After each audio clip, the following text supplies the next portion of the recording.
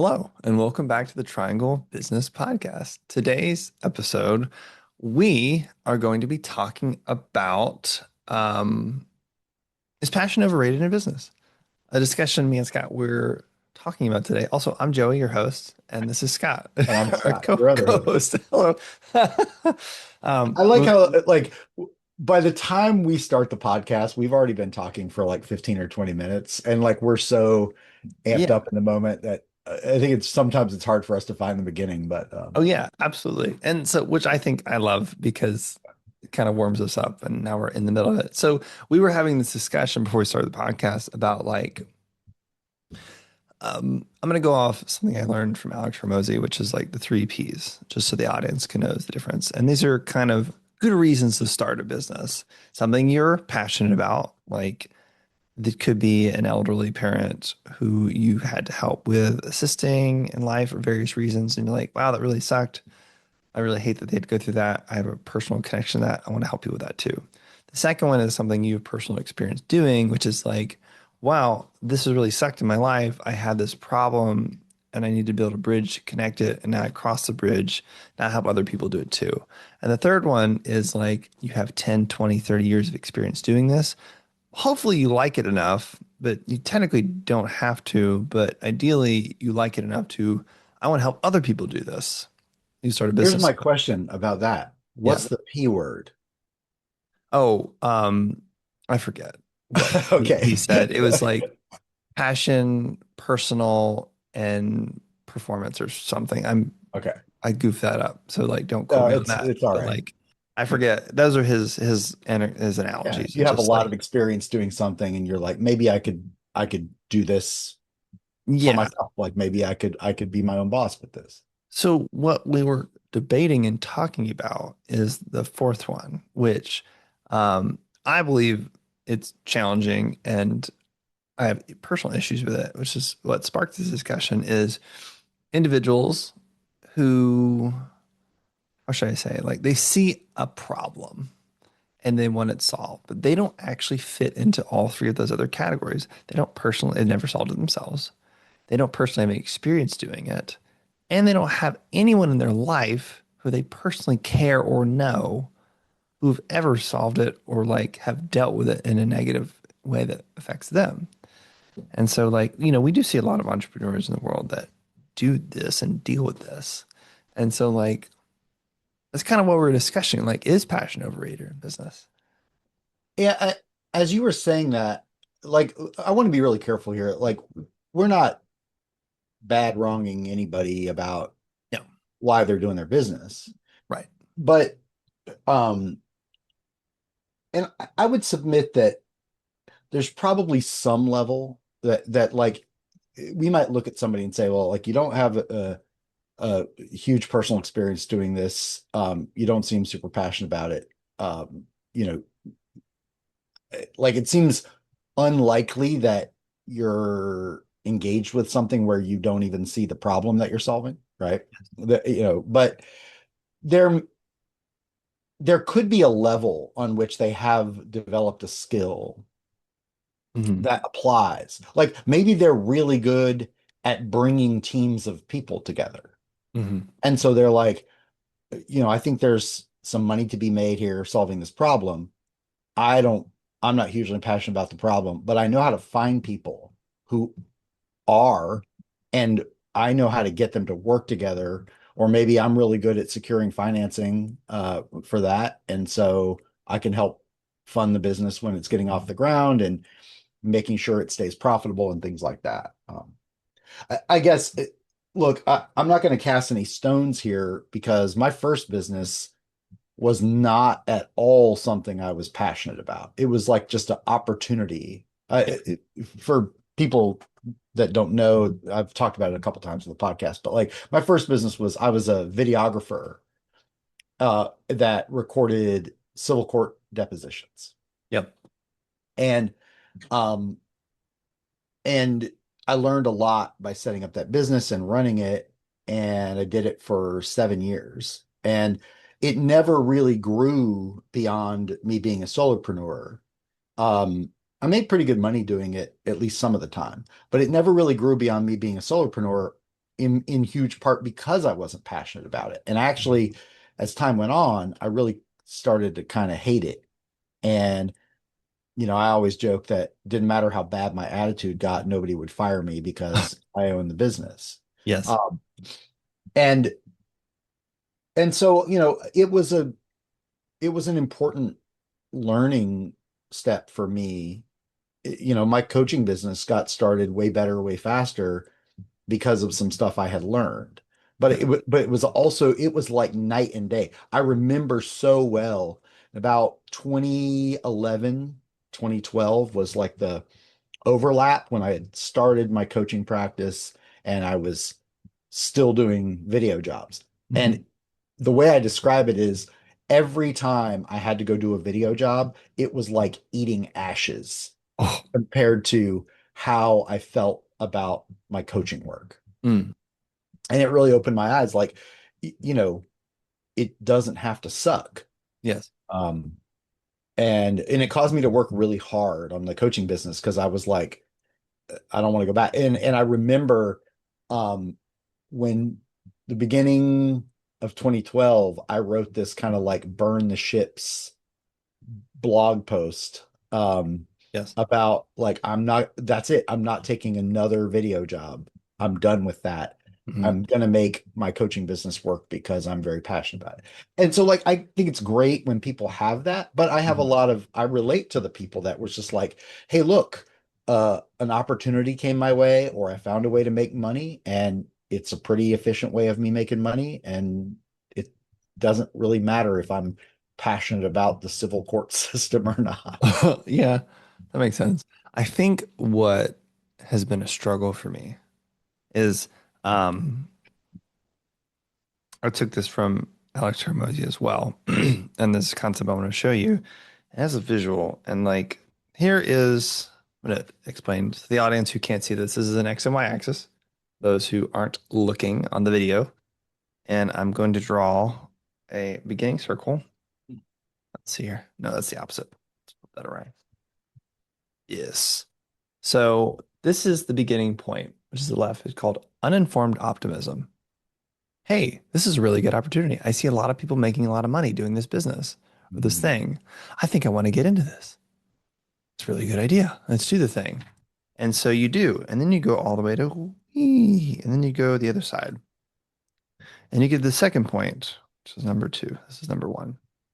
The second point is I essentially drew a half circle past the, what is this, the y-axis? To the other, Yeah. we're An still in the arc over neutral. the top portion of the Yeah, we're still the graph. midline here, which is like, this is fall. I forget what it's called, but essentially like, ooh, this is kind of harder than I thought it was going to be. Mhm. This isn't tough. So then what happens when you go below in the negative zone and you go down, which is known as the valley of despair. Yeah. And so I probably should have done this the other way. But It's all good, man. that makes sense. Most So of these people are listening in their car and they can't see it anyway. There you go. That's great. Yeah.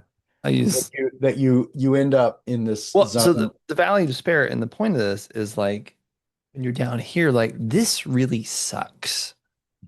This is way harder than I thought it was going to be. I see why people don't make money doing this.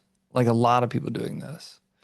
And so like this is the piece where like you might go further to, let's see here. Essentially you might go further to like crash and burn. Yeah. And crash and burn is where people like, I'm gonna look for something else. And you just repeat this process over and over again. The shininess wears off, the hardness wears off. You go over and over again. And so like in order to get out of that, you're like, you know what? I really want to do this. I really like this. Or like, this is meaningful. Like, this is me talking about my coaching practice. Like, I've definitely hit the valley of despair past couple of years. It's been very tough. And so you then are like, I really want to do this. So you go to informed optimism. Like, I really see the benefits of this. I really want this. And Yeah. the last one would be success. Eventually get to success. Just kind of think like this. So I share this and the I would very hasten to point out that like success is not a single point on the graph. We're like, oh look, I did it. correct. And so It's all done. but it's It's usually you go through cycles of that. correct. And like it's usually, I think well, for fair, but let's probably make a squiggly line. Yeah. A squiggly line of up and downs, and it's a longer path. But like the concept, the oversimplified concept that to me, which I feel like is interesting, is like when you start, grow, scale, whatever a business, like you're gonna hit really tough walls. If you had told me that starting a business is going to challenge all of my limiting beliefs and make me face my insecurities, I don't know if I would have done it. Now, maybe that's because I'm in the field of coaching, which you can only take your clients as deep as you've gone yourself. So it requires a level of inner work that other businesses may or may not require. Maybe. But my point that I'm trying to make here is like, I believe that that cycle of business kind of happens. That graph I shared kind of happens with a lot of businesses. So when you don't have one of those P's, the passionate, like, personally done it yourself, or it really means something to you, I like, I don't know how they get over those kind of things. Like it doesn't feels like it's going to like either they'll most likely crash and burn or just move the next thing. Does that make sense? Yeah, yeah. I mean, it's funny. I've said for many years that whenever a person, often like a friend, says to me, like, I've been thinking about starting my own business. And I say, cool. You probably shouldn't. And they're like, well, that's a weird thing for a business coach to say. And I'm like, no, no, it isn't, in my opinion. Like most small businesses fail. Yeah. And the ones you hear a lot of stories about people who love being business owners, but there's a survivorship bias there, right? Like, yeah, the reason you're hearing their story is they're around to tell the story because you met them at a networking event, not they didn't, they're not the one that quit and went back to corporate or whatever. Yeah. Um, and I will lovingly poke as many holes in my friend's business idea as I possibly can and point Yeah. out things that maybe they haven't thought about. Not because I'm trying to be a Debbie Downer about it. I'm just like, if I get you to quit before you start, then you are probably going to quit anyway when you hit the first really bad day or the third really bad day. And if I get you to quit before you've spent tens of thousands of dollars, maybe hundreds of thousands of dollars on starting a business, Yeah. then I just saved you a lot of heartache and effort. Yeah. And please, this does not come from a like I know all, I see all. Like I've been doing this for 15 years. I've talked to hundreds and hundreds of entrepreneurs and gotten into helped out with most of the problems I think a business can have at some point. Um, and so what I believe is that you got to have something that's going to pull you through Hmm. on the very bad days. And to answer your question from a minute ago, like, well, if you're not passionate about it, what pulls you through? Like maybe necessity. I don't like you're like, I got to pay my bills. So one way or the other, I'm going to get back on the horse and do this thing. Mhm. I just think that on those days, if that's your motive, is I got to pay my bills. Like there's a lot of ways to pay your bills. Yes. And most of them are easier than being an entrepreneur, at Yes. least in the early days. So I still think it may not save you because you may do the math and be like, you know what? Because I've done this math, it's brutal, where you're like, if I had spent the same amount of time working at Walmart as I have going to all these networking meetings and setting up these meetings and blah, blah, blah, and trying to, get the clients I've gotten, then I would have made more money if I had just gone to work at Walmart.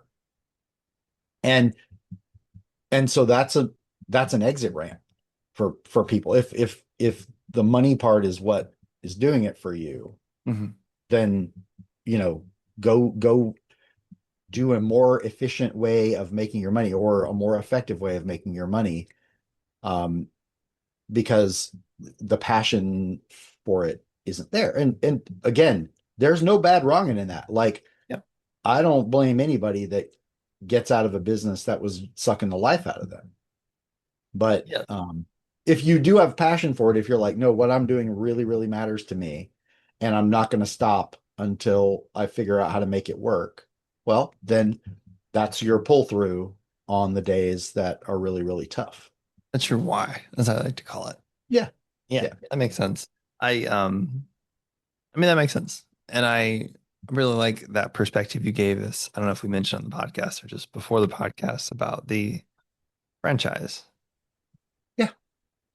Yeah, that was Franchise is a perfectly fine business to own. yeah, and not everybody's passionate about fried chicken. I mean, if you're really, really passionate about fried chicken, I have good news for you because there's all kinds of franchises you can own that solves the fried chicken problem. And and you know, but it's very commoditized, right? Like Yeah. there's a there's a problem, there's a fried chicken problem solver every other corner Yep. if you drive through town. And so like it's not that why is mine better? Like I want one that's proven. Yes. Yes. So that then leads me to a question. It's like, what do you feel would be a bad reason to start a business?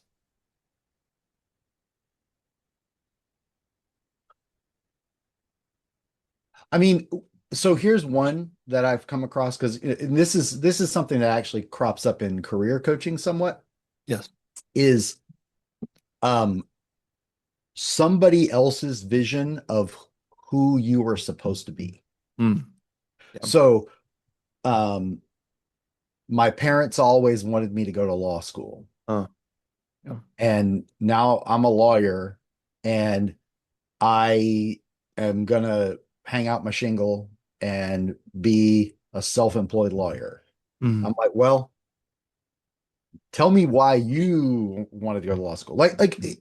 So it's perfectly, it happens, right? That somebody's like, we want you to go to law school. And you're like, well, this isn't necessarily my dream. And then you get into law school and you find some part of law that you're like, I'm kind of into this, Yeah.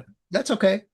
Um, but if it was never your idea or your dream to Mhm. be self-employed, that can be a problem. Another one that crops up is not a business start, but it's a business continuation, is where a multi-generational business gets passed down to a new generation. And then it becomes like this familial obligation. Like, what will it mean if I don't keep the business going or make it be successful? Yeah. When it turns out that your set of strengths and inclinations are completely different than your parents were when they created the business. Yes.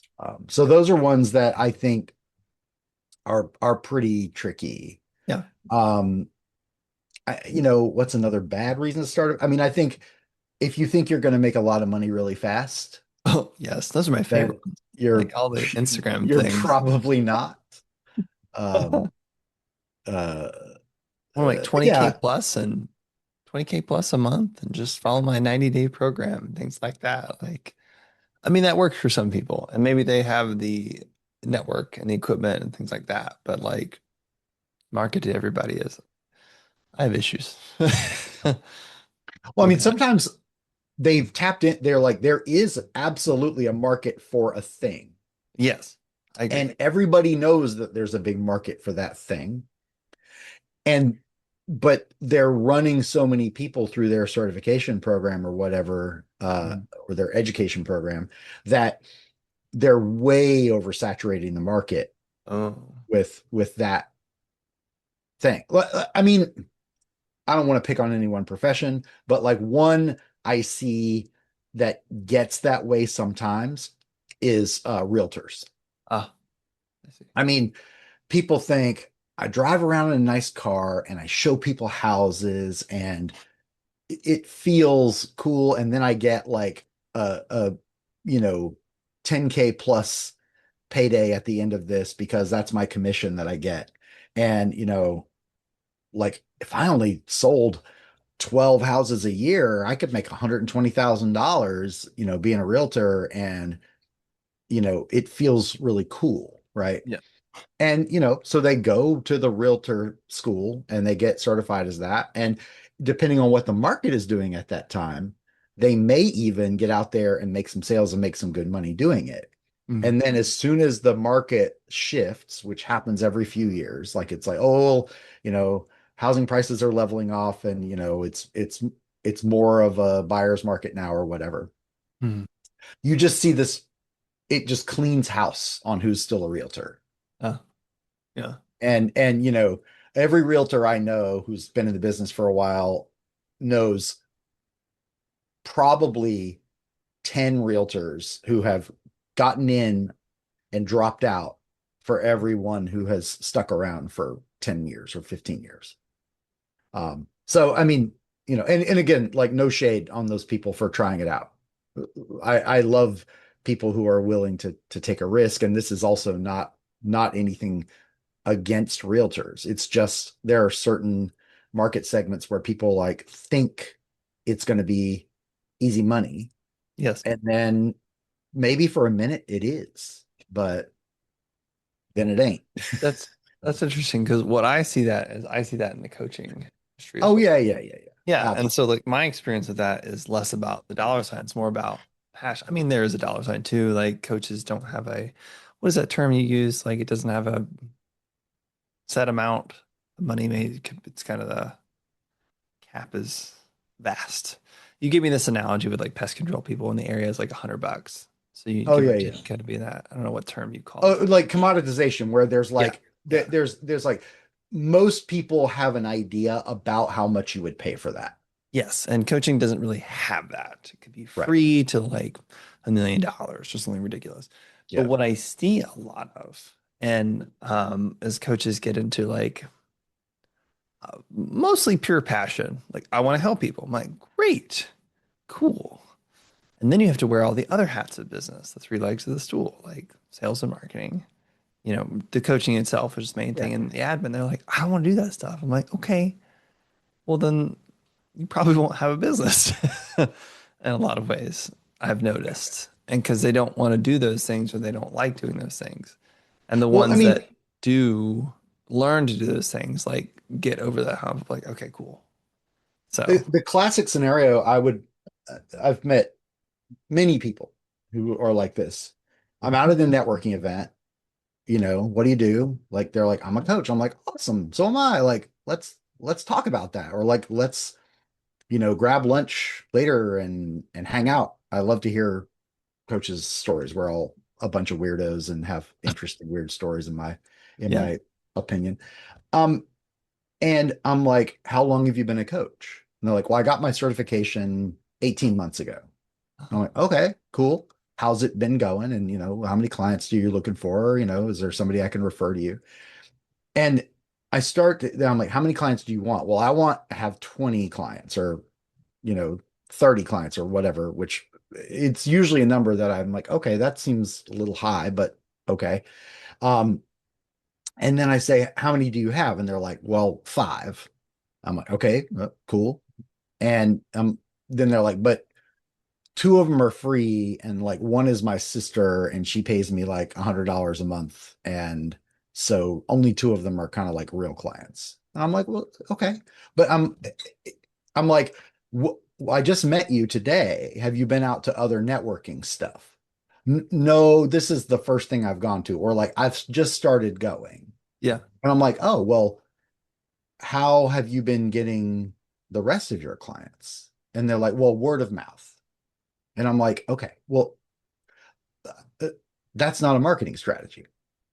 Like word of mouth is just a thing that happens whether about your business because people talk to other people about your business, whether it's good or it's bad, they're going to talk to other people. It's not a Yeah. strategy, it's just a fact of life that it's going to happen. Yeah. And so and what makes me sad is I'm like, well, let's stay in touch. And or here's another thing I'm going to, maybe you should go to that or whatever. And like 2 months later, I stop seeing them. And then sometimes they just vanish and I don't know what happened. Mhm. Maybe they became wildly successful and didn't need to go to any more networking events. But I think I know of several cases where I heard like, well, they went to work for so and so, and now they work back in corporate or they took a job someplace else. And again, it's not. I'm not beating them up about it. It's just like somewhere along the way, I think they probably became a really good coach and also had no training on how to run a coaching business. Hmm. And if the first time you ever went out and networked was 18 months after you got your coaching certification or started your practice, like I think you probably should have been out meeting people a lot sooner than you were, and you ran out of runway because it's uncomfortable to put yourself out there. Yes. And that discomfort will, cause you to like do other things, read more books or go to more classes or, sit at home and design a online coaching program that you can sell or something like that. But yeah. Um, I mean, I know this is your first foray, like you being a coach is your first. Were you ever tempted to start any other businesses because you were excited about an idea? No, not a Okay. single one. Well, that's technically not true. I guess you could say running an Airbnb is business adjacent, if you will. And Yeah. if I get more properties down the road, I'll do that, and that is a business. So yes, um, having tenants and having more than one tenant, I guess, could be business adjacent, arguably a business itself. Um, to that, running a real estate thing is definitely multiple properties is something I'm ongoing doing. But I mean, I had a business idea with my dad of potentially doing like owning some, what are those things called? ATM machines. Oh, okay. And like it's something that's been unexplored but sounded kind of cool. But it was that like uninformed optimism piece, like, oh man, look at this cool video of all this ways. It's so easy and pass it. It's not. I know it's not, but I'm just like, man, I get that excitedness about it. Um, but no, I never had the drive or pull to start a business. Take that back because I originally was studying to be a therapist and I got accepted into graduate school and was going to do that, get licensed, and then do my own thing. So I guess that was originally the thing. But then I discovered coaching. It was more my speed and style. But I've never really had a draw to do really anything else. At least this stage of my life, because like nothing lights me up as much. Like I've never felt I feel so energized after a coaching call. I'm like, wow, I'm on fire. This feels amazing.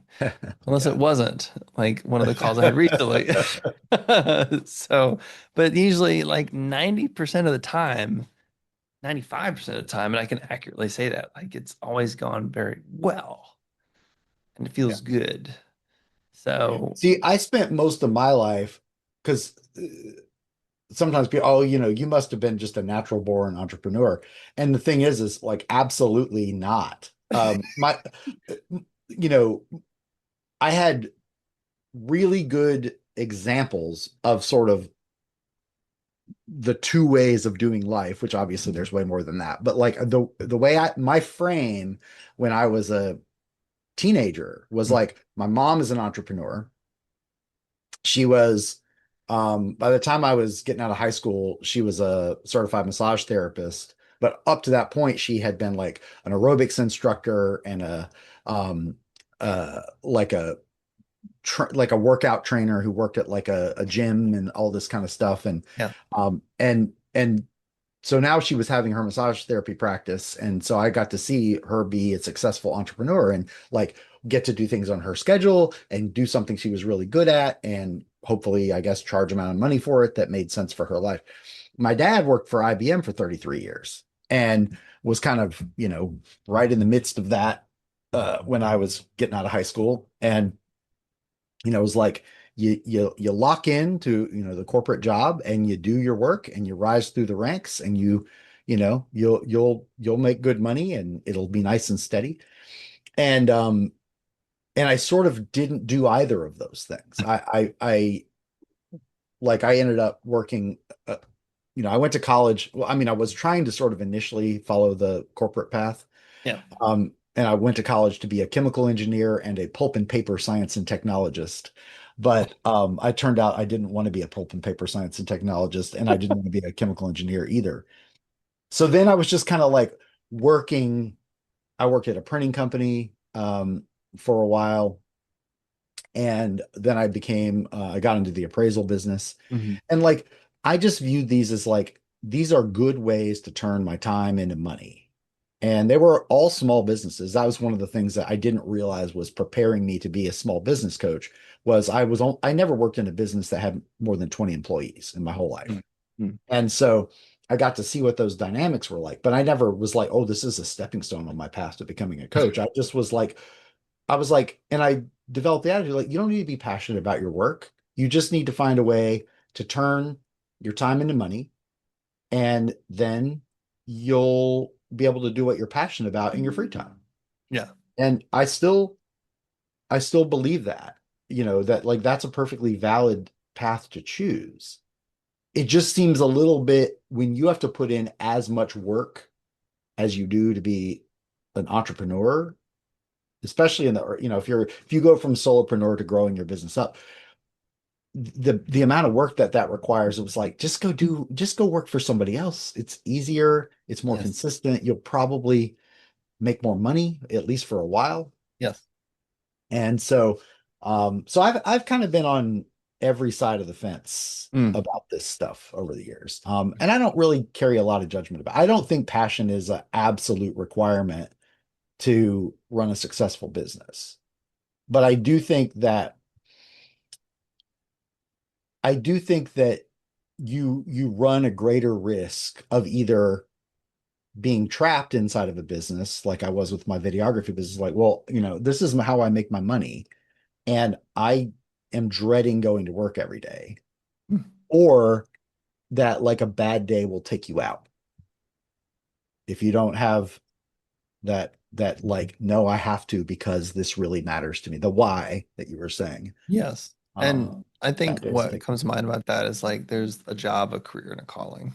I think we've Yeah. talked about this before. And for those who don't know, a job is like, let's use Walmart, for example. Like some people can be very passionate about Walmart. You can go in the corporate ladder. We're not necessarily talking about those positions. We're talking about like, let's say a greeter, if they still have those anymore. I'm like, maybe you like it, but like maybe not it's your life calling, but you just kind of go there to make money. Or working McDonald's. And no shade on those jobs. A career is kind of like there's some upward mobility, like you kind of like it, maybe you even love it. Um, don't hate it at least, preferably, but like it pays you enough to like maybe pursue hobbies. And there's calling, which I like to say like this is what I'm meant to do with my life. Yeah. And that calling doesn't always have to make you money either. So like I I mean, I appreciate don't delineate those by money at all because yes. I know plenty of people who are absolutely passionately pursuing their calling and it doesn't pay terribly well. And they they don't care very much. Like they've Yes. figured out how to adjust their lifestyle to it, or they have other mechanisms in their life, like oftentimes the spouse that makes more money or whatever, that and it all works out. Mhm. Um, and I mean, there's people who have jobs that do quite well for themselves. Yes. Yes. Like I don't associate that to have anything to do with money. I Um, think where I distinguish between job and career, and you can feel free to jump in, is a career is kind of like you're not just doing the bare minimum. Maybe you're doing a little more. Maybe you are doing the bare minimum and you're fine with that, but you still like advancing, you want to advance. Versus I see a job, it's just like, man, I just clock in, clock out. I don't really care about this place. I think it's the attitude. distinguishment I have between those is, and by the way, I'm fine whether if you don't operate on this definition or anybody else doesn't, it's fine with me. I view a career as like there is a path for advancement that is Yes. either built in or that you're creating for yourself. There is like you're like, it's important for me a, to do in a certain kind of way today because I imagine that I'm growing towards something greater than this. Mhm. And like in a job doesn't even mean that people are phoning it in or not doing a, a good job. It just like they're just like, no, this is going to be my job a year from now, and 5 years from now, I'll continue to have this job. And Yeah. that's fine. Yeah. Um, I agree. I think attitude, but also like the ability, upward mobility. Um, And attitude's important. I guess that's where I got tangled up, and I appreciate this conversation because like I came from a place of more calling and passion, heavy passion with coaching in my business. And I think I fell into the trap of making it bad wrong about others. Of like, well, if you don't have enough passion about it, then why are you in it? And this conversation opened my eyes to realize like, well, there's many other ways to do it. I agree that there's a level of passion, or at least a why, like at least having a why this is important to you to a certain level of degree is important to our business because like you're gonna quit. You're gonna get those values of despair. Like, I see how this hard this is. Like it's the third bad day, 60th bad day, and you'll crash and burn. Yeah. That'll be a big waste of time. Or maybe just a big lesson, a really expensive lesson of time and money and energy. But still, It could also be, maybe this will be sort of my land the plane comment on it. sure. There might be some advantage of not being so passionate. If you're like kind of a serial entrepreneur and you're uh, like, I'm going to start this business, I'm going to grow it to this point. Once I've got it working well and I have the right people in it, I'm going to sell it. And then I'll hopefully I'll make money while I'm running it, but I'll make even more money when I sell it. And then I'll be out of it and on to the next thing. And that idea that I'm already, start with the end in mind. That's one of the 7 habits of highly effective people. Like if they're going, I know what this is going to look like when it's over. And that allows me to be a little bit less emotionally engaged with it because I say this a lot about anybody that does a service-based business. Mhm. Your your sales strategy probably shouldn't result in you having a lot less than a 50% close rate. Because when they say no, they're not just saying no to the idea. They're like saying, I do not choose you. And that's very hard on most people's egos. Yes. But if you were like a little bit less emotionally connected to it, you're like, well, I'm going to sell it in a few years anyway. Like, I'm just moving on to the next sale. That might advantage you and make you a little bit less prone to beating yourself up Hmm. on bad days. Like we were talking about self-limiting beliefs.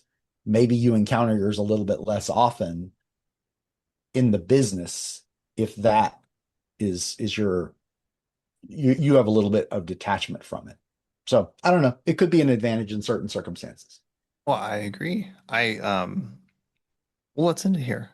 What little bit of advice or wisdom would you give someone if they either want to start a business or like at least want to find out something I don't want to say passionate about. Maybe we could stay on topic here. Is the question, I want to start a business. How do I find out what business to start? Or is it like, Yeah, I would start I'm there. passionate about this, I want to start a business. Is that a good idea? You could answer either. I don't know. Those are both good questions. I mean, I'll answer the second one because I do see it a lot. Yeah. And I mean, I think this is a story that is very frequently told in our society, and it can go a lot of different ways. If you start a business about something you're very passionate about, Mhm. I do think you need to accept there's going to be a lot of days where you're not actually doing the thing you're passionate about. Like if you're a coach, like we are, Yeah. and you're really passionate about helping people and coaching, that's awesome. It is going to, you are going to have to do a lot of things that are not coaching to to market, to sell, to handle your admin, um, maybe even eventually to go out and locate and recruit other people to work for you. Hmm. Like if you think that you're going to spend most of your time coaching, at least in the early days, you're not. And so,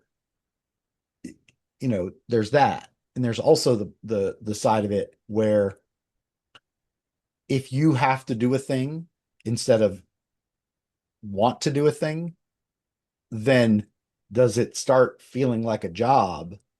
And like, does it crush the passion for that thing? Like if you love gardening and you start a landscaping business, you may not be so wild about gardening. And there's this the saying like the cobbler's children have no shoes. Yes. Like that's I think a manifestation of the lack of passion. We're like, I don't want to do that shit when I get home. Yeah, This is my time off. I don't want to garden more at home after I just spent all my time out there tending somebody else's garden. So, I agree. That's well said. Man, I'm a little. That's good. I think how I'd answer it was, I mean, essentially how I started the podcast, which is like those three options is like, I mean, that's kind of finding a problem that resonates with you, because that's just how I move through the world. It's like, what problems have you solved in your own life? And like, are there things you're passionate about that you've helped others do that may not have actually you? Or like, do you have 10, 20 years of experience doing a thing? So I gravitate toward the problem I solved and myself. And so that worked for me, and learning how to articulate that. Like, because when I have the belief that when you buy something, there's intellectually, is this a good idea? And then there's like the emotional piece, like, how will this make me feel? What will this do for me? A lot of ways. And so if you don't have at least your why, your emotional reason, like, will you be able to connect with people networking that you know, like, and trust? Depends on what type of business you have. I think in a service-based business, it's a higher percentage that you may need that. So that's what comes up for me. I love it. I love Yeah. it. Well, this has been fun one to talk about. I'm glad you brought the idea today, and Yeah. it's been a good question to kick around. So, I agree. Well, thank you all for listening. If you like what you're hearing, tune in next time and give us a follow, give us a like, subscribe, and then we'll see you next time. and let us know if you want to be a guest. Absolutely. We're developing a list of guests, and We it's coming along, but are. we could always use. Yeah, let us spotlight your business and tell us more and hear your story. And we'd love to have you on. Bye. Bye, everybody.